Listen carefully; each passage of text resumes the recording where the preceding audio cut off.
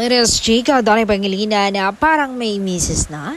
Pinagpapaalam pa raw kung gagawin ang ino-offer na magandang project sa kanya ngayon with magandang leading lady. Saad ni Direk Lawrence sa panayam ng isang mosang, alam nyo ba, yang si Donnie, may ino-offer kaming project. Magandang project sa kanya, malaking project sa kanya na maganda.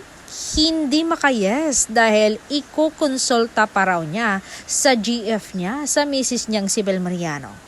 Hindi ako nainis kundi tumawa ako at kinilig ng bongga dahil masaya ko para sa anak kong si Bel. Kasi ganun niya pinapahalagahan at nirerespeto si Bel. Sabi ko nga, yan, tama yan, Donnie.